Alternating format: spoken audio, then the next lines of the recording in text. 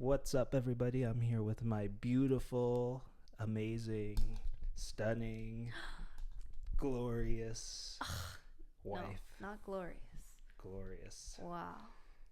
It's a big deal. It is a big deal. You are a big deal. Oh, good. Today we're talking about environments, outgrowing environments, being in the wrong environment, and just not being in a place that you can thrive. Yeah. And I feel like we've both had a lot of experience, and we can chat for a long time about it, but we'll talk about, I guess, how it's affected us being in environments that just have been so consuming and so confining that it's like stolen our vision, taken our vision away, and some of the changes that you've made recently, some of the changes we're doing together to ultimately have our vision come to life and be able to thrive in environments. So take it away. Yeah. Well, and then first, I want to also add on to that and maybe like clarify a little bit that it's not only environments, but it's also misalignment in our habits and how we live, in our thinking, like things like even friendships or just the circles that we're in, right? So just misalignment, period.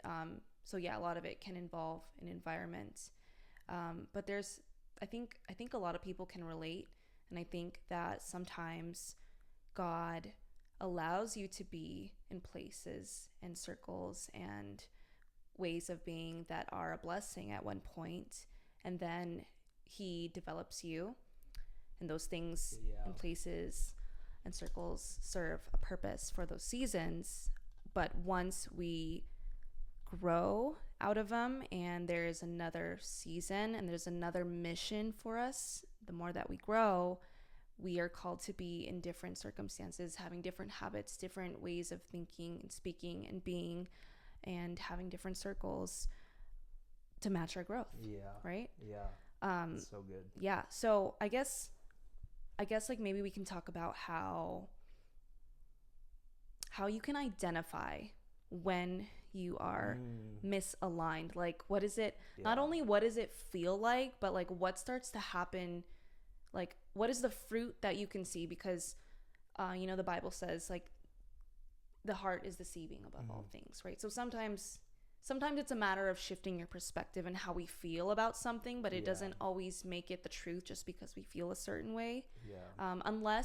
Unless you've practiced integrity in your character of being someone who knows how to check that. Like if you have that muscle where you can check that, which I feel we do that often. Yeah, we're extremely self-aware because we've done a lot of work, and we're deep feelers.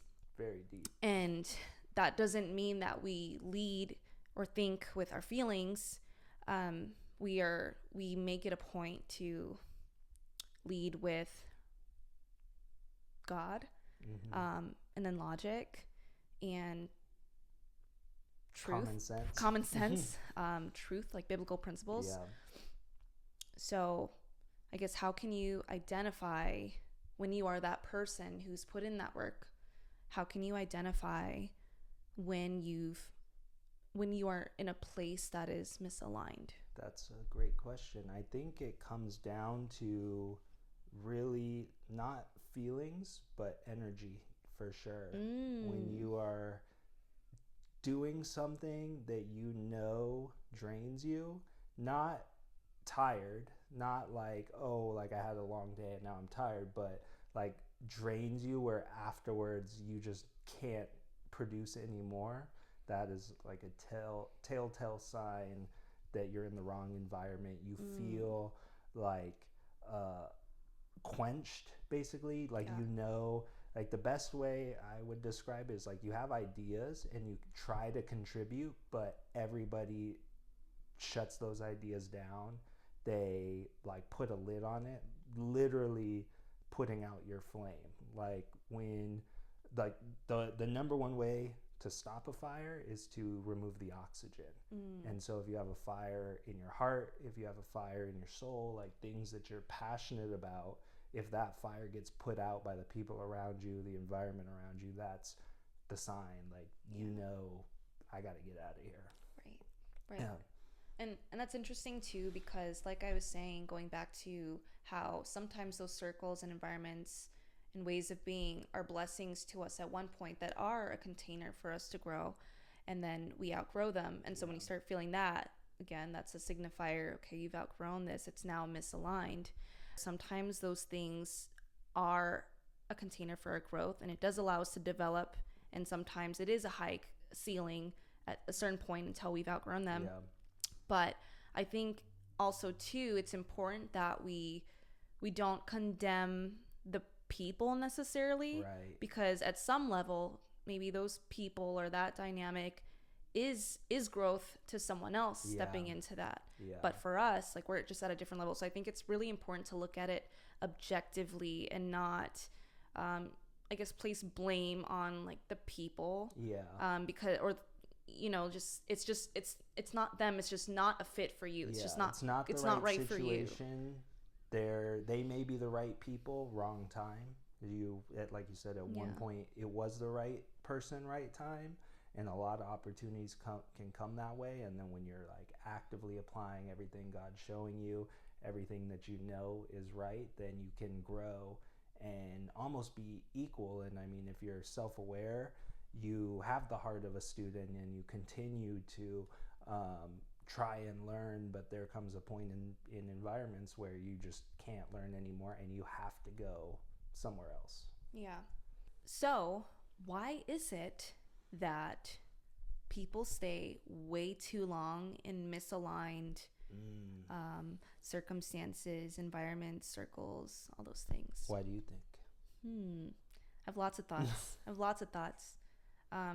Well, I have lots of thoughts because, one, it's something that we're both going through now, but something that we've continuously been shown over and over again. And it's interesting because it's not like I always feel like when it's happening, because it's happened in such a like God way, that I'm like, oh, I know it's happening. This is a pruning, and like it's really uncomfortable.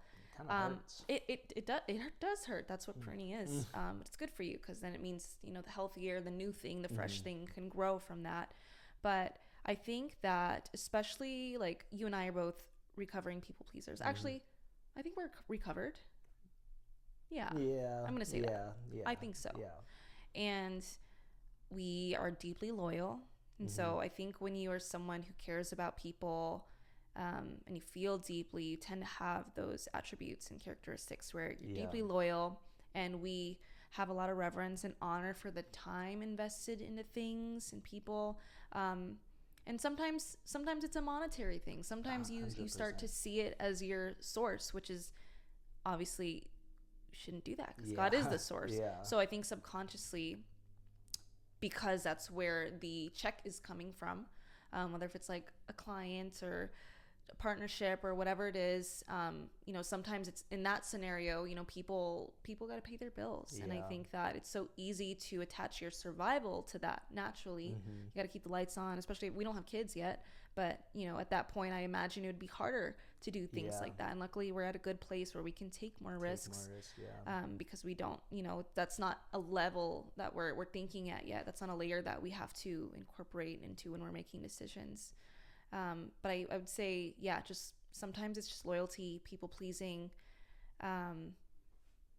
or that maybe sometimes it's too foggy to see what you have in front of you that God wants you to bring to him, because you're so focused on what you've been doing for so long or the circle that you've been in for so long. You can't see what else is out there. Sometimes we think that this is as good as it gets because it's served so many good things before. But God's always doing a new thing. Yeah, he really is. He really is. That's so good. But why do you think? I think copying. Well, you touched on it. I think it's just fear of the unknown more than anything, because like stepping out is uncomfortable, and like you don't know. You just are. I mean, you can hope, but I mean, if God showed you, that's faith, is stepping out on the unknown, believing in the unseen as though it's seen. But it's so easy to rely on what you have known for, grown accustomed to, and basically building a monument, building like an idol out of the whether the work or the client or the situation that you're in is like, this is the best that it's gonna get, and you just post up and like don't move from it. Because again, like the fear of the unknown, like when you've been doing something for 10, 15 years, even 1 or 2 years, like you start to get like used to it. You're like able to do it with less brain power, so it's just, you are so comfortable that the fact of like restarting or taking that next step is like, maybe you forgot how to do it, or like you got like just stuck in your ways, but it's definitely like rooted in fear, rooted in fear and rooted in scarcity for sure.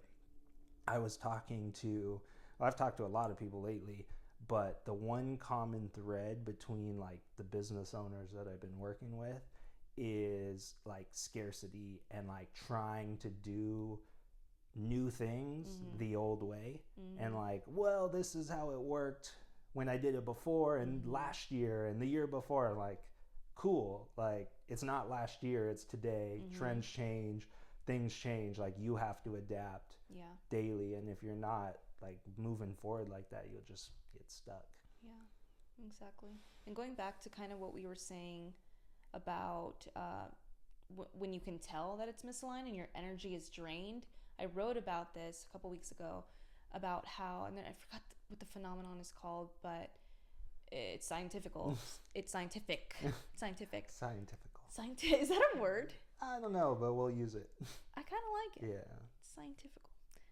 Scientific fact that when you are in a dynamic or you're doing work, especially as creative people, when producing is your job, most people, I guess, but when you're, especially creative work, like if you're producing creative work, but if you are doing something that drains you versus energizes you, like you were saying, it drains your spirit and you don't have anything left over to commit to a bigger vision, that's obviously a sign that it's misaligned. But you think that, a lot of people, especially when it comes to work or like even relationships, like romantic relationships, people stay, and I think they're like waiting for like the right time, to let it go.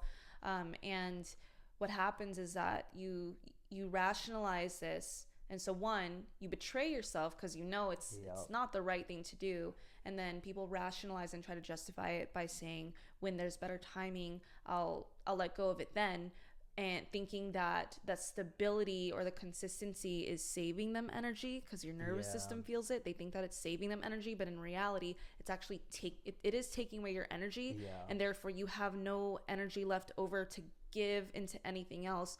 And so the more you continue on that path, it's continuously drain your energy. And once you let go of it and you actually clear space, like energetically, that's when all your energy comes back to you. All that creative energy does come back to you. You can actually like you get clear thinking, you get almost like revitalized. Is that a word? Yeah, that's a word. Woo! You get scientifically revitalized. Scientifically is a word, actually. Yeah, it is. Scientifically, it is. We're gonna look it up after. It is a word. We'll look it up. ChatGPT isn't scientifically a word, right?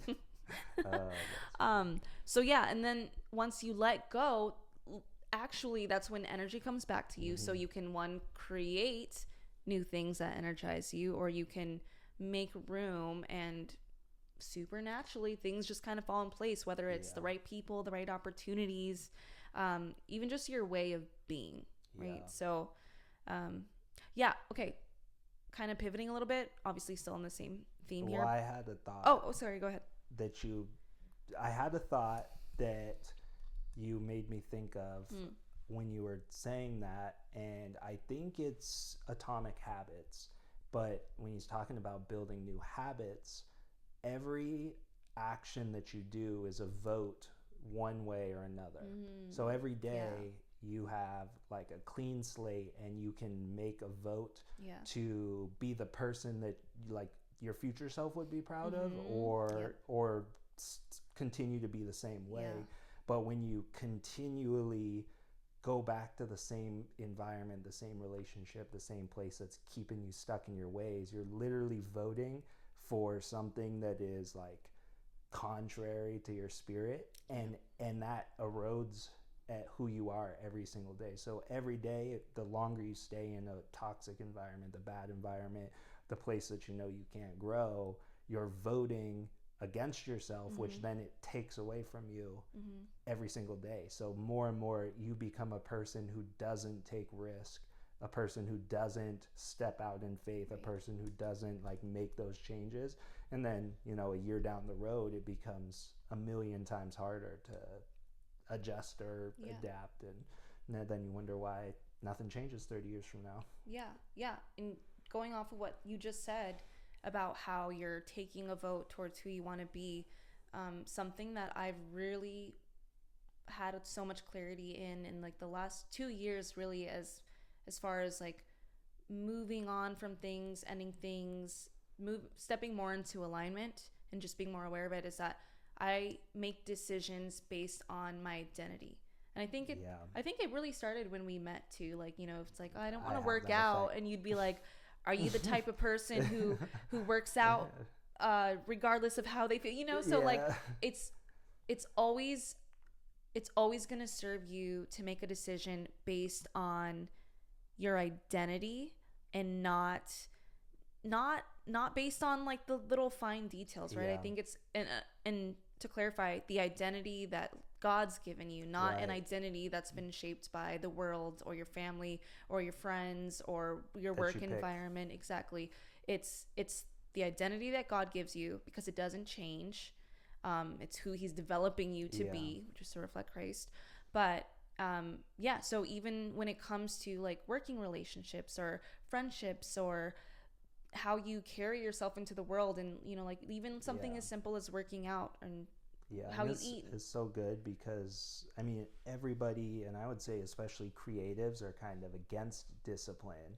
But you're either gonna, like, with discipline you get to choose, without discipline you don't get to choose. And so if you are not disciplined, you're literally a slave to your feelings, your emotions, like however, because like if you think in a given week, if you are relying on your emotions for the week, one day you're going to do something because you feel like it, the next day you're not going to do something, the day after that you're going to be in a total pit, and it's going to be like take away from all the work, like you're going to destroy, you know, delete everything because you're like, oh, this sucks. And then the next day you're feeling energized, and then you start to work again, but you're just going to spin in circles. But if you are disciplined, you say, I'm going to create every single day, and you just do something regardless of how you feel, the end of that, you're going to have work, you're going to have fruit. Right. Exactly. So that's so true. Yeah.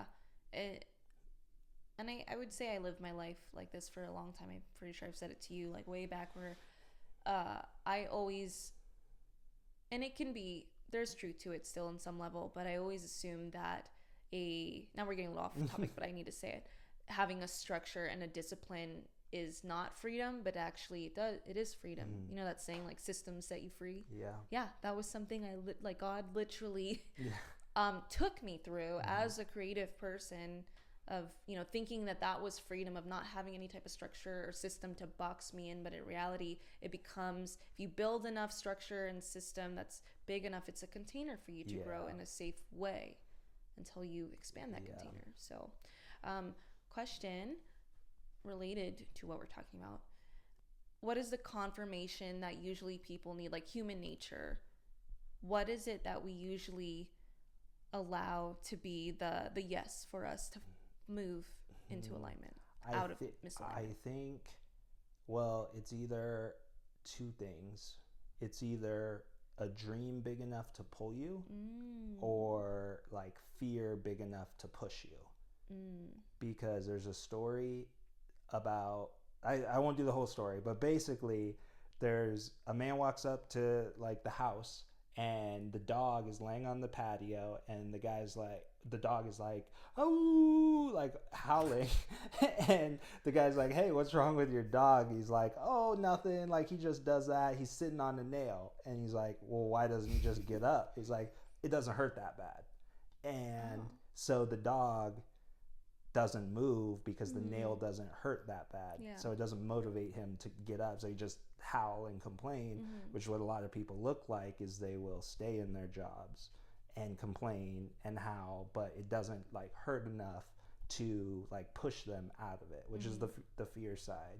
And then I would say people are conditioned, and we're conditioned just as a society not to dream anymore. It's very easy to outsource your dreaming through, you know, TV, through social media, like just watching everybody else do stuff. It's really easy to think you're doing something, so you become complacent and do nothing. And so people don't take the time to think, they don't process their dream, their vision, like what they want to do with their life, what God's called them to like create, to build, to do, to serve. Like they don't think that deep. It's just whatever's kind of right in front of them, so they don't have the pull to like get out of that. So to move out of that environment, you need one of those two things to get you out. Yeah. Or a third, which they would call like a black swan event, which is like an unknown. You just don't know what's going to happen, and that's where like you get fired or something like that. Like I talked to a guy, and he said he was thinking about going out on his own, starting his business for 12 years, and it wasn't until he got fired that he started his business. And so that's like, he wasn't expecting it, he just got fired, which is that unknown. But then the fear of like not making money motivated him so much that he like 10x'd his income from what he was doing. Wow. I think another level of that, when it comes to like, so you're talking about people just not having the depth and really exploring what a vision looks like, or hearing and seeing it, because I think God is always giving us vision. I would say that on another level, there's so many people in this world, talented people, creatives, people who haven't created companies that need to be created, founded things that need to be founded yet, who have the vision and they have the dream. They know exactly what it like. They see what it looks like. I think the painful part in relation to, you know, misalignment is that you can see it, and you like, it's like you can see it and it's so real, but you're kind of self-sabotaging yourself and not taking action towards it, and you're not moving towards it. And I think that's like, that in between is the painful part, when it's you're the problem. I think that's what it is. I think it's like, I feel like we know often, not we, but generally as humans, I think God's grace is so good that he tells us when it's time to move. Like those little nudges that you feel. It's like, like with TikTok, I'm like, I've been feeling like, you know, God telling me to do that for so long. And then I go ahead and be consistent. And now, you know, like, I'm like, that's simple. So it's things where it's like a little nudge that you have in the back of your mind every single day you wake up and you're like, I should do this thing. You put in your planner, right? But I think that's the painful thing, when you're getting in your own way. And I think that we create a really big gap sometimes in between that thing that we see that we can have versus where we are now, not realizing that all we have to do is just do one thing, take a step every single day, and make a structure to move towards that. And that's, I think, goes back to like thinking about it and like crafting it, because that is like part of crafting your vision, is like, okay, what's the next step? And I mean, there's a whole list of things, like from growth to like coaching and like having someone who can speak to you. But not breaking it down, because we turn it into a mountain. We turn mountains to molehills, and then it becomes this big thing where like, I want to change the world. And it's like, well, start with changing yourself first and taking that first step. So I completely agree. There's this thing that happens, and you know, it's like every time we go to a conference or we go on vacation, we travel somewhere new, and it like changes you. It opens your mind. You can see a better future. You can see a better you more clearly, and then come back home and you're like, all right, everything's gonna change. It's time to lock in. Everything's gonna change this time. And then a few months later, you find yourself in the same exact way of thinking, in the same exact circle, doing the exact same things. So what's in that gap there? What do you think it is that's in that gap where we can't, like, why do most people not take that and actually transmute it into something? That's great. And I think it has to do with what you just said about like taking that first step, or like that, like breaking down the goals or breaking it down into that next step, because conferences, events, traveling, it creates such a big vision that it like motivates you while you're there, but then you come back and immediately daily life hits you, and that energy or like that emotion is just like you have to put it into motion and take that energy and take that first step. But then it's, like I said, right back into the day-to-days. And so one day happens, another day happens, but you didn't, whether on vacation, at that conference, think, okay, what's the first thing I'm going to do when I get back, and like actually think about that step and contemplate it, and then be able to like put it into action. Because the faster you can get into action, the better. And like one person that I heard recently, they said like default towards simplicity in like everything that you do. Like don't overcomplicate things. And I think with Did you say you heard that from someone? Yes. I think it was me. Maybe it was you. I coach that a lot.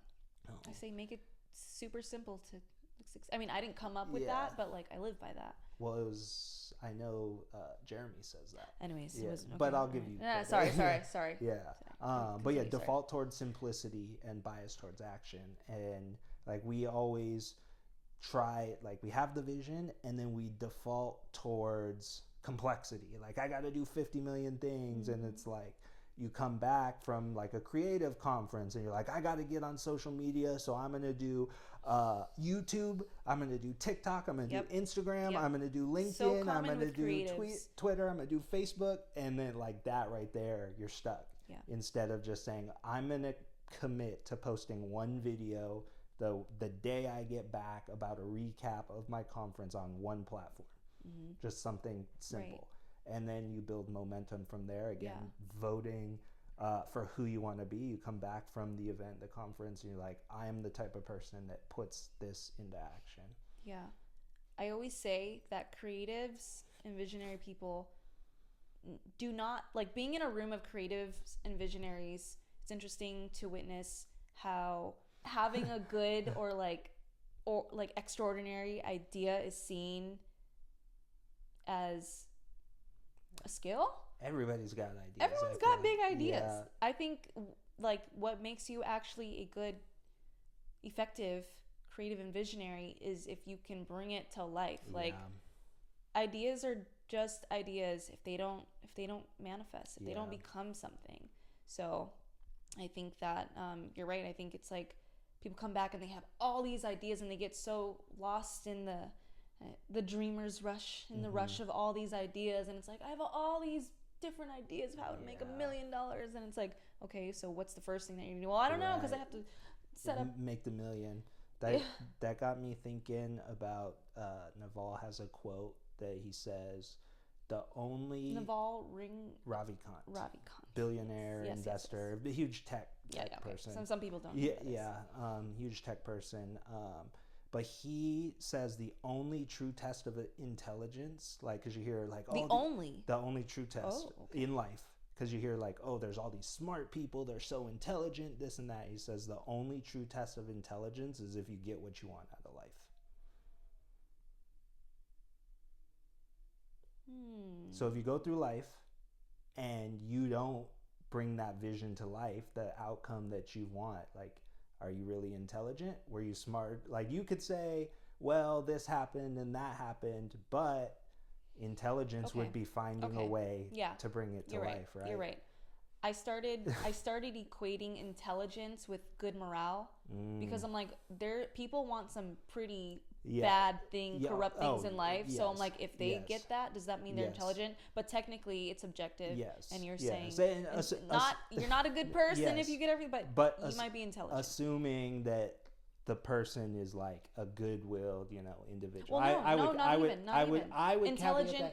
standing alone, yes, intelligent. yes, because you can be a bad person and be intelligent. yes, but also getting what you want is different, because it could be I just want a family, 2 kids, work my job, whatever, which not for me, but because we want 3 kids. Yeah, exactly. Exactly. So the intelligence to get 3 kids, right? So it just depends on like the outcome you want. And I mean, obviously we don't want bad people running the world, but yeah, that would be the only true test of intelligence. So going back, creatives, they all have these ideas, but they don't come to life because it's like just lost, overcomplicated, lost, don't know how to like take the complex and make it simple. Yeah. And just like a thread on that about overcomplicating having big dreams, I think sometimes people confuse, because like going back way earlier in the conversation where I said that there are certain like circles and environments and ways of being and thinking that you actually need to be in order to develop the skill to prepare you for the alignment that God has you in for a future season. Right. And I think people confuse not having to go through that development stage and the refinements and the really hard parts and saying that like that's my goal, my vision, and like I need to have that immediately. It's like, no, like David, we love David, but like he had to be a shepherd. He had to be a shepherd, and he had to kill a bear and a lion before he slayed Goliath. Right? So I think people forget that. Don't confuse misalignment with a season where you're actually being prepared. You're actually supposed to be there in a place that there's a lot of tension. You're really uncomfortable. You're learning, but you're meant to develop there. So with that being said, how can someone identify a place of misalignment versus a place where you're meant to be there and it's where you're being developed and refined? That's a great question. And I think it's as simple as our like feelings, again, like going back to the emotions, like are you emotionally like, I guess, charged about it? Like are you like equating, like I don't like my boss, so I need to be out of here, versus I may not like my boss, but it's teaching me patience, and this job, I wanted to join a marketing company. I got into this marketing company. My boss sucks, but I'm learning so much about, SEO and social media and this and that. And like, have I mastered this position basically? And so I would say all that to say it comes down to like stewardship. Yep. Are you stewarding where you're at well? Are you doing the best of your abilities, or are you making excuses based on how you feel? Yeah. And I think God is so gracious in that way. We're like, I like what you said. It's as simple as, because God is always speaking to us, and he is always letting us know. And maybe it's not in like audio that we can hear. Like we can't maybe hear his voice, but you feel it in your spirit, and he'll give us those thoughts of like, he'll allow you to see where you're at and what the opportunity is there in relation to a vision and a goal further down the line. Because also as you change, you have different callings and different purposes for different seasons, because you become a different person and there's different people around you, right? So I think that has a lot to do with it too. It's just God will open your eyes to the things that you can develop in while you're there, that you can take advantage of. And I think also God will, well, not also, I mean, just in addition, that's the same, that's literally the same thing. On top of that. I'll have my cake and eat it too. But anyways, so God will speak, but it might take a while for it to happen. And even like, I'll give a great story. I was working with some people, and I thought it was everything that I wanted. And I kept going, kept pushing through, like, this is tough. But it got to the point where I got so burnt out. I but it was because I was not stewarding the opportunity well. And I recognized that in that moment. I'm like, I am not doing what I need to do. I had a conversation. I explained like, hey, I'm sorry, like I'm dropping the ball. Let me make some changes. Let me do this and that. I kept trying to push through. It just still was not working.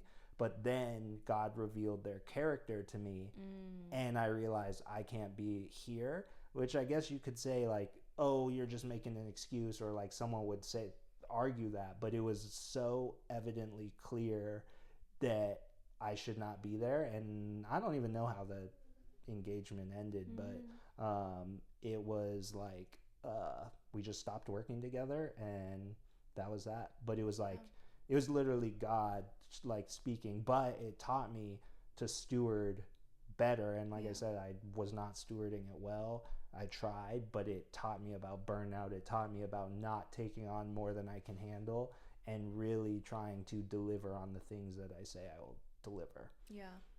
Yeah, what's helped me become a better steward is having the right people through every season. And it's not always the same people, but it's the right people for that time and that season, for who I was in those periods. So my question is, I've never gone through any type of transition or moved out of alignment, and thanks to God, this is all God, because he gives us the right people, even if they're just for a season. But I've never had a season where, like I said, I was moving into alignment where I didn't have people as like a covering and a safety. And this was even before I became a follower of Christ, so have you ever experienced a season in life where you're transitioning and you're moving into alignment, but you actually don't have any people as like, I guess, like a safety covering for you? Wow. I used to work in insurance. Some people know, but I hated it. It's a great industry, just not for me. I absolutely hated it, and I was staying in it for different reasons, but it got to the point that I just couldn't do it anymore. And at that time, like shortly before, I got into cryptocurrency, and I was like super excited about that. I got scammed, and I lost like $500 to just a crypto scam. Luckily, I was able to like get that money back, but it taught me like, hey, I need to like learn a little bit more, just like actually technical, like what's the code behind this. So I started like learning how to code, and it turned out I really loved it. And I was like, this is amazing. This is more creative than I thought. It's problem solving. Like I never would have thought I'd be coding in a million years.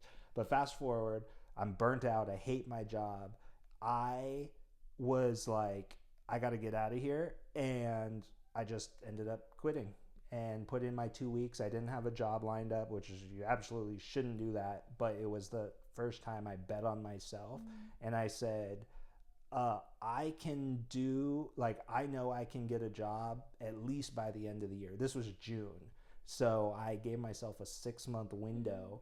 Nobody knew that I quit. It was just like me quitting. Wow. And then I'm like, I'm going to study full time. And then it took a lot of discipline to actually code, to like learn, to invest in my skills. In that time, I paid for a course that was like, so it was like $400 or something like that. But I didn't have the $400. It was like a stretch.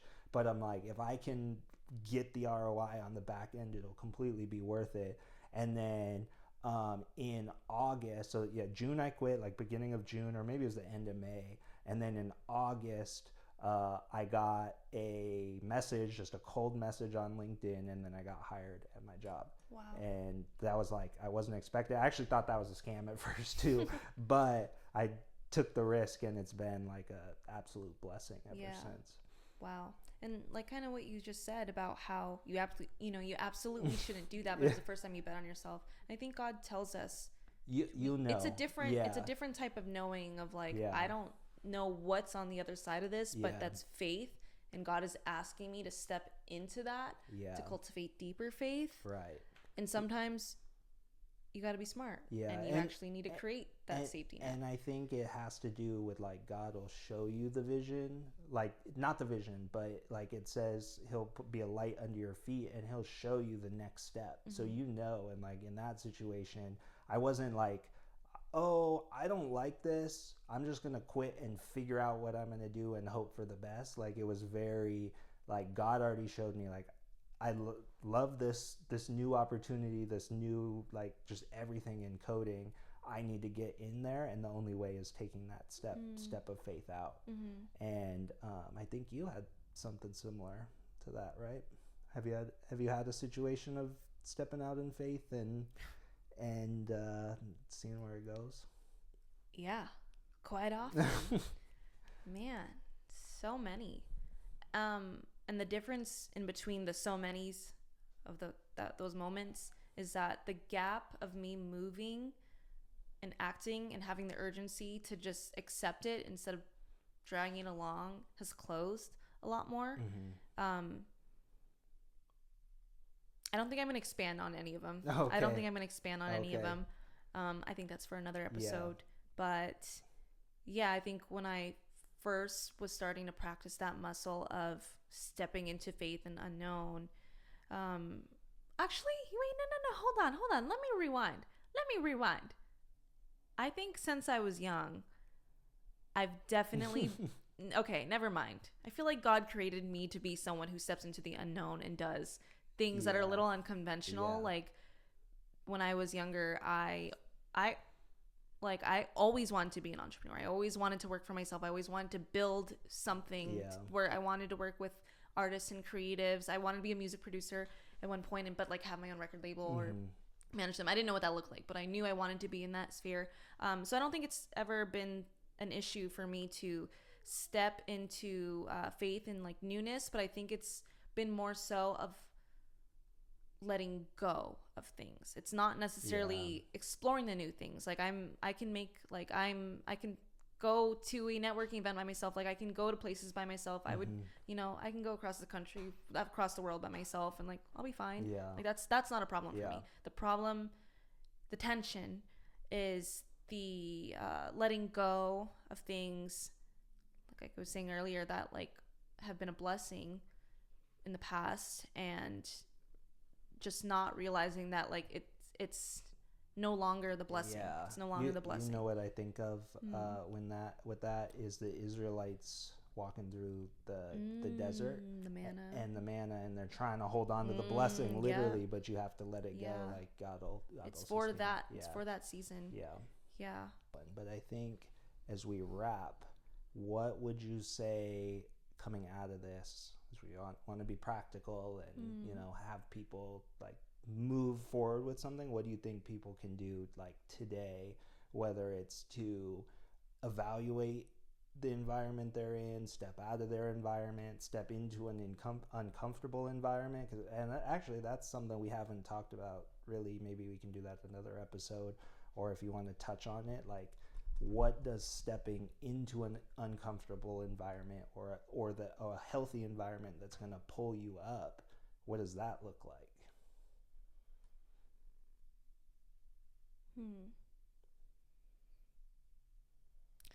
Here's something that I've done for a very long time.